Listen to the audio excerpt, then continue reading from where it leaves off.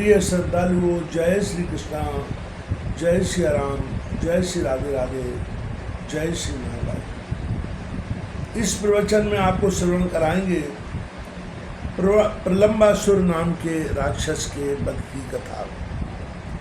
श्री पाराशर जी बोले, अपने अनुचरों सहित उस गर्दवासुर के मारे जाने पर वह सुरम तालवन गोप और गोपियों के लिए सुखदायक हो गया।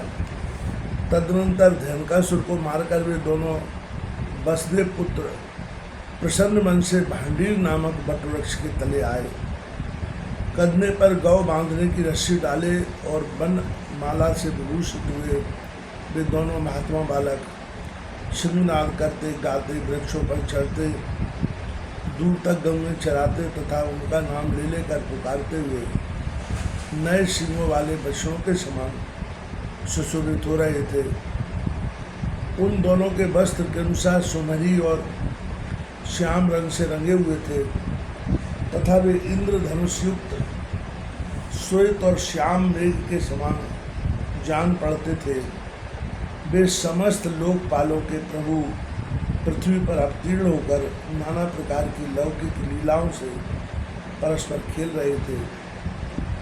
मनुष्य धर्म में तत्पर रहकर मनुष्यता का सम्मान करते हुए वे मनुष्य जाति के गुणों की तुलनाएं करते हुए वन में विचर रहे थे। वे दोनों महाबली बालक कभी झूला में झूलकर, कभी परस्पर मल्लयुद्ध का और कभी पत्थर फेंककर नाना प्रकार से व्यायाम कर रहे थे। इसी समय उन दोनों खेलते हुए बालकों को उठा ले जाने की इच्छा से प्रलंब नामक दैत्य गोप वेश में अपने को छिपाकर वहां आया।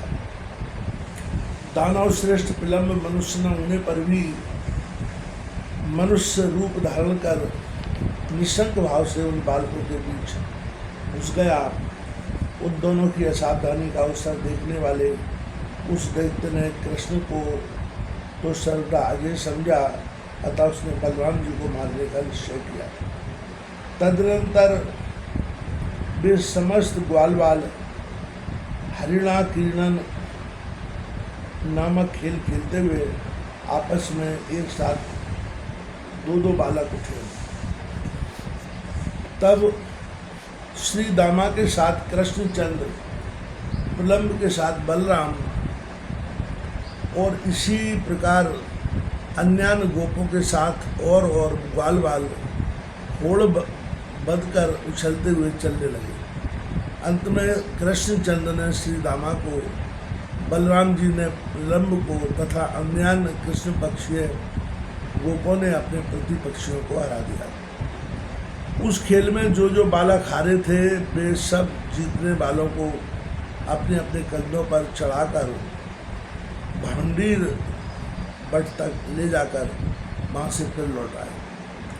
किंतु प्रलंबासुर अपने कंधे पर बलराम जी को चढ़ाकर चंद्रमा के सहित मेघ के समान अत्यंत वेग से आकाश मंडल को चल दिया। वह दानव श्रेष्ठ रोहिणी नंदन श्री बलभद्र जी के भार को सहन न कर सकने के कारण वर्षाकालीन मेघ के समान बढ़कर अत्यंत स्थूल शरीर वाला हो गया। तब माला और आभूषण धारण किए हुए, सिर पर मुकुट पहने, गाड़ी के पहियों के समान भयानक नेत्रों वाले अपने पाद प्रहार से पृथ्वी को कंपायमान करते हुए तथा दग्ध पर्वत के समान आकार वाले उन दैत्य को देखकर उस निर्भय राक्षस के द्वारा ले जाए जाते हुए बलभद्र जी ने श्री कृष्णचंद्र से कहा, भैया कृष्ण, देखो, छद्मपूर्वक गोप वेश धारण करने वाला कोई पर्वत के समान महाकाय दैत्य मुझे हरे लिए जाता है। मधुसूदन, अब मुझे क्या करना चाहिए यह बतलाओ। देखो, यह दुरात्मा बड़ी शीघ्रता से दौड़ा जा रहा है। श्री पराशर जी बोले, तब रोहिणी नंदन के बलवीर को जानने वाले महात्मा श्री कृष्णचंद्र ने मधुर मुस्कान से अपने ओष्ठ संपुट को फूलते हुए उन बलराम जी से कहा। श्री कृष्णचंद्र बोले, हे सर्वात्मन, आप संपूर्ण कोई पदार्थों में अत्यंत गोय स्वरूप होकर भी यह स्पष्ट मानव भाव का अवलंबन कर रहे हैं। आप अपने उस स्वरूप का स्मरण कीजिए जो समस्त संसार का कारण तथा कारण का भी पूर्ववर्ती है और प्रलय काल में भी स्थित रहने वाला है। क्या आपको मालूम नहीं कि आप और मैं दोनों ही इस संसार के एकमात्र कारण हैं और पृथ्वी का भार उतारने के लिए ही मृत्यु लोक में आए। हे अनंत, आकाश आपका सिर है, मेरी केश है, पृथ्वी चरण है, अग्नि मुख है, चंद्रमा मन है, वायु श्वास प्रश्वास है और चारों दिशाएं बाहु हैं। हे भगवान, आप महाकाय हैं, आपके सहस्त्र मुख हैं तथा सहस्त्रों हाथ पाँव आदि शरीर के भेद हैं। आप सहस्त्रों ब्रह्माओं के आदि कारण हैं। मुनिजन आपका सहस्त्रों प्रकार वर्णन करते हैं। आपके दिव्य रूप को आपके अतिरिक्त और कोई नहीं जानता, अतः समस्त देवगण आपके अवतार रूप की ही उपासना करते हैं। क्या आपको विदित नहीं है कि अंत में यह संपूर्ण विश्व आप में ही लीन जाता है? ये अनंत मूर्ति आप ही से धारण की गई हुई यह पृथ्वी संपूर्ण चराचर विश्व को धारण करती है।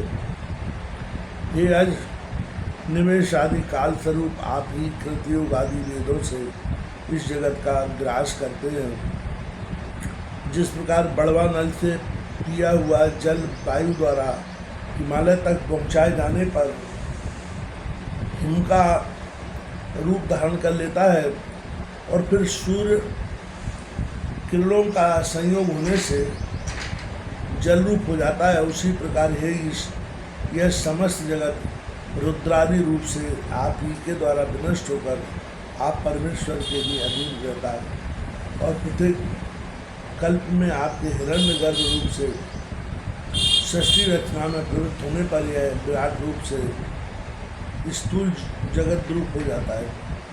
हे विश्वात्मन, आप और मैं दोनों ही इस जगत के एकमात्र कारण हैं। संसार के हित के लिए ही हमने भिन्न भिन्न रूप धारण किए हैं।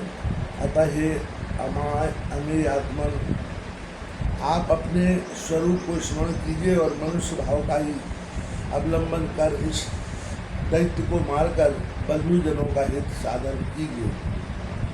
श्री पराशर जी कहते हैं, हे महात्मा कृष्णचंद्र द्वारा इस प्रकार स्मरण कराए जाने पर महाबलवान बलराम जी हंसते हुए प्रलंबासुर को पीड़ित करने लगे।